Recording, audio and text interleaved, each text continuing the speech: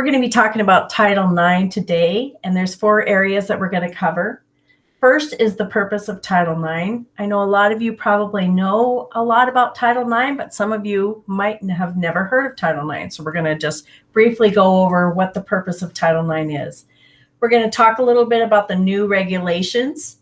We're also going to talk about the definition of sexual harassment. And then the most important piece today, and the piece that I want you to walk away being more informed about, is our duty to inform leadership of suspicious behavior. So the purpose of Title IX is to protect students and employees from being subjected to sexual discrimination, and that includes sexual harassment. The new Title IX regulations require a lot of different things in addition to the old regulations, but the one area that, again, we're really going to be focusing on is the district has a responsibility to train all our employees on what sexual harassment is and how to respond to it. So again, that's what I want you to walk away with today. The definition of sexual harassment. So I'm sure many of you have heard the word quid pro quo. That's the most common definition of sexual harassment. And in our situation, a school district, that is by a school employee. In addition to quid pro quo, we have hostile work environment. That's a new definition that was added to Title IX. And then also any instance of sexual assault, dating violence, domestic violence, or stalking. So this is really important for all of us to understand. It doesn't matter what position you have in the district. We have a duty to speak up when we see something that could be considered sexual harassment. So as an employee of Kalispell Public Schools, we are all legally obligated to tell leadership if we observe, overhear, or have knowledge of sexual harassment or sexual harassment allegations. So again, that's the definition of actual knowledge. So what does this mean? How does this apply to you?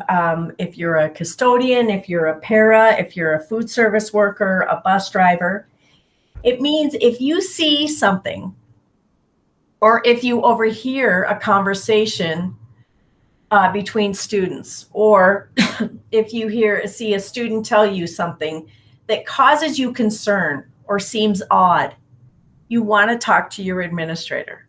So again, it's not your responsibility to determine whether or not it's sexual harassment. That's our responsibility as leadership.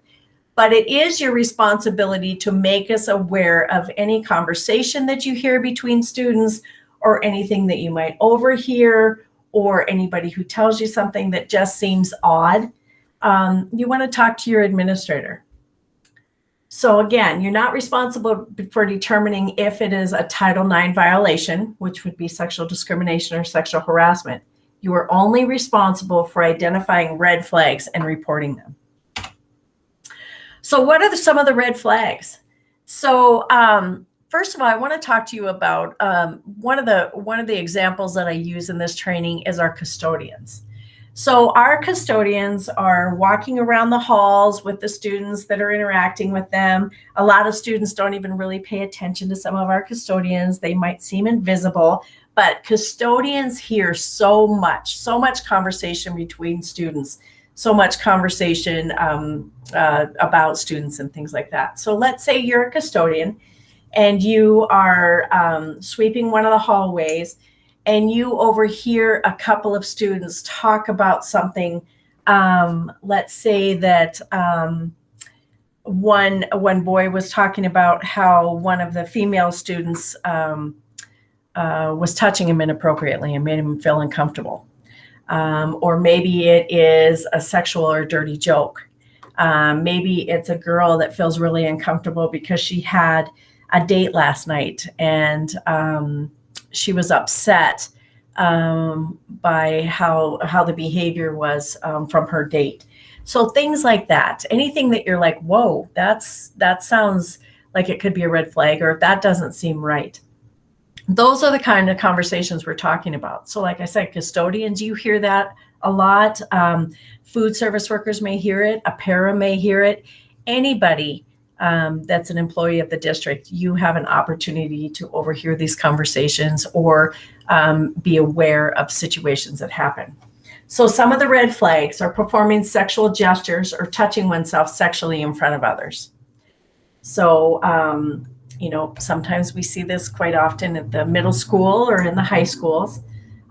Telling sexual or dirty jokes, making sexual propositions, or pressuring a coworker for sexual favors. That one is more peer-to-peer, so coworker to coworker.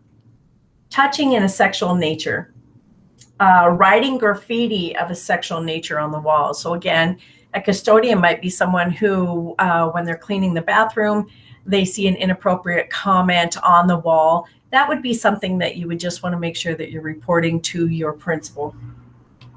And then displaying or distributing sexually explicit drawings, pictures, or written materials. So, and this can include like Snapchat. So if you're in the halls and you're walking down and you hear a bunch of kids laughing and it seems like they're referencing a picture that they might have received on Snapchat that could be sexually explicit, that would be something, again, that you'd want to just make sure that your principal's aware of. So, excuse me, spreading sexual rumors. So that's another thing that I'm sure that sometimes we hear in the hallways too, kids talking about other kids and talking about, different things in that regard. Circulating or showing emails or websites of a sexual nature. And then improper grooming of students. So this is more to an employee towards a student is what would be called improper grooming of students. Now I'm going to see if I can play this video. I hope I can. It kind of stops abruptly, so I apologize for that. But it does give you a little bit of a perspective from the student's point of view as to kind of what we're talking about today. So hopefully this plays.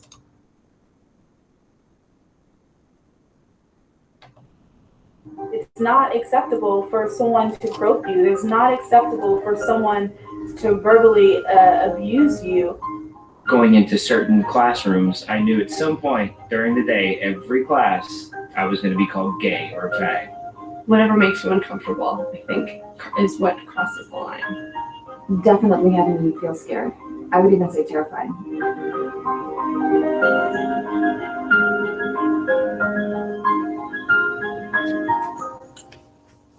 Sexual harassment is unwelcome behavior of a sexual nature.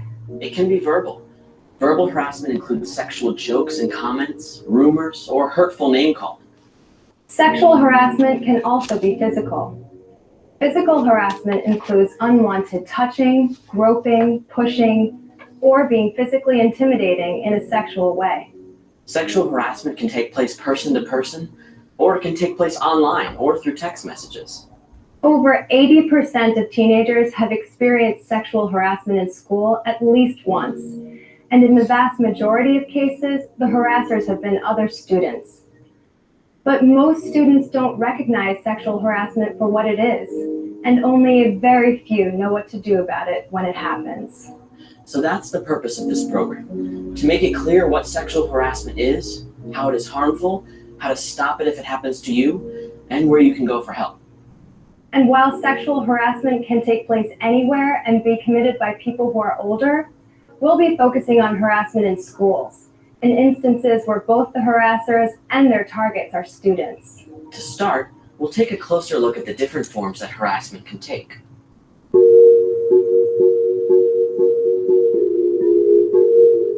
They hug me and wrap their arms around me and then slowly wrap their arms around my back and then kind of grope.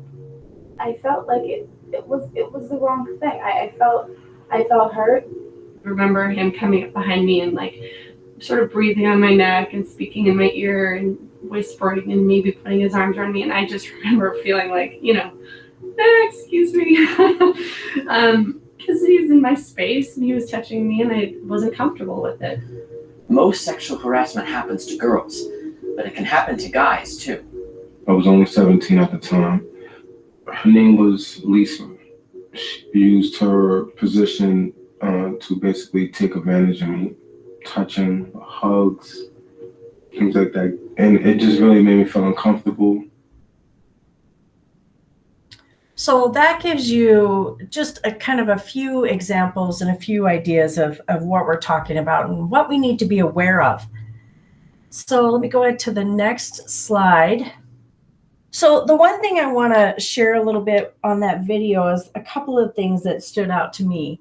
Is first of all, the second girl in the video, the one with the red hair that was talking about him coming up and, moving her hair and kind of breathing on her neck.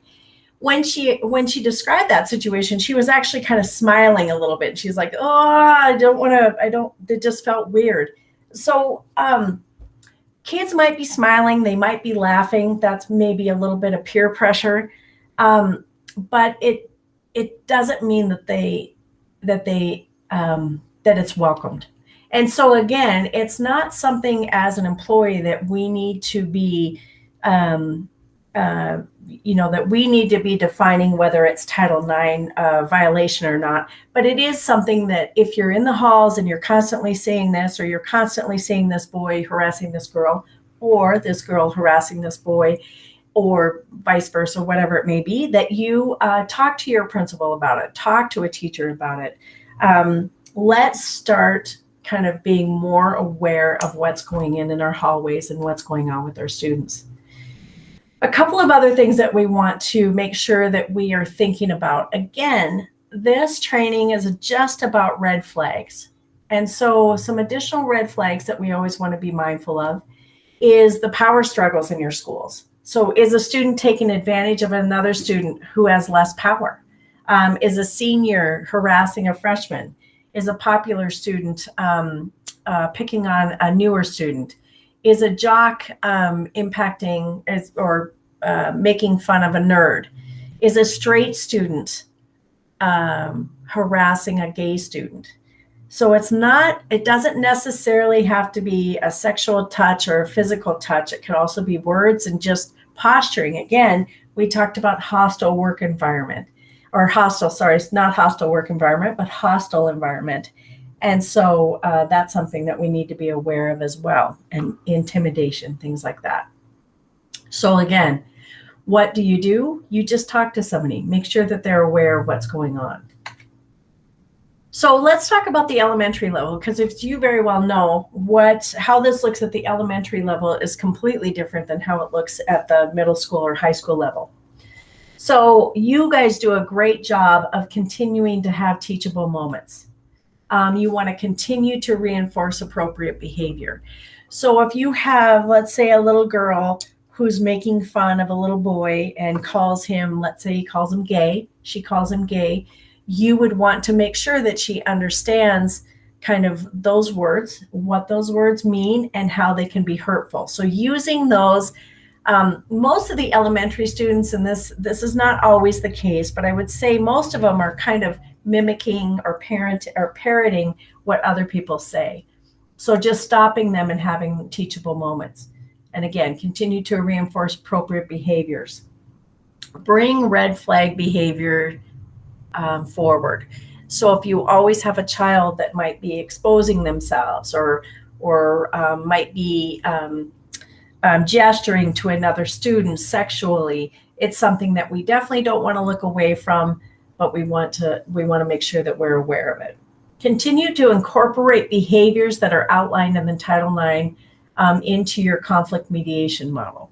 So when you're dealing with two kids and they might have said something that was hurtful or could be sexually explicit, being able to mediate that with those kids. Continue to bring awareness to hurtful words, bullying, and inappropriate touching. That's very important at the elementary level. It would be great if we could teach our elementary kids, have them have a great foundation, continue to build that great foundation, so that when they get into the middle school and high school, they already have that knowledge. And then continue to build confidence of those kids who are targeted to speak up and not be embarrassed or ashamed. So that is something. This definitely goes a little bit beyond Title IX. But it's something when we talk about red flags, this is something that we want to be focusing on.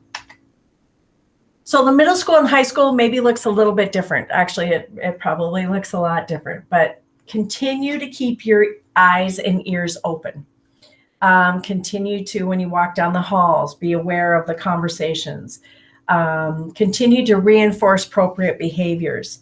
Continue to have a zero tolerance policy for harassment and bullying. Address and report red flags. Don't dismiss them.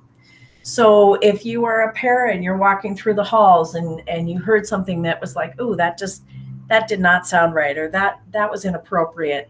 It's not something that we want you to address directly, but it is something that we want you to bring forward to either one of the teachers or one of your principals. Be aware of power structures. They're all the way from K till senior year in high school. We all know that. And continue to build confidence in those kids who are targeted so that they speak up and they're not embarrassed, ashamed, or scared. So Title IX resources. I'm going to click on the website. So this is the link that brings us to Kalispell Public Schools website. And I am going to open this up. Hopefully you can see this. I'm going to click back on home so that you know how to get to our Title IX page. So this is the home page. Yes, we're hiring custodians. This is in the summer. So this is our home page. You're going to scroll down and you're going to see where it says Title IX here. If you click on this, this is all of our information regarding Title IX and definition of sexual harassment. And then this is your contact information. So again, if you have any questions or if you've gone to your principal and you and your principal are talking about maybe how should we facilitate this? How should we intervene? Is there something that we need to do? This seems like it's not necessarily a big behavior now, but it could become a big behavior. Any type of questions or feedback that you have, we want you to go ahead and provide it to us. So if it's a district level or elementary, you'd want to bring it to me and your principal. Obviously, your first step is truly your teachers and your principals, and then also Mark Dennehy and Castron or Bryce Wilson. And we also have some additional teaching trainings that we have been through that Montana School Board Association put together. So if you'd like to watch those, you can. But again, the most important thing is for us to know that we all have a responsibility of keeping our eyes and ears open, reporting red flags, not looking the other way when something doesn't feel right or it doesn't look right. Watching kids that are giving you maybe giving you signals, but not talking to you directly, like looking at you as you're walking by, as this girl or boy is touching you or touching them, just things like that. So again, it's just a heightened awareness so that we can continue to have safe schools and a great learning environment. If you have any questions on this training, please give me a call at 751-3435, or you can email me as well. Thanks a lot for taking the time today.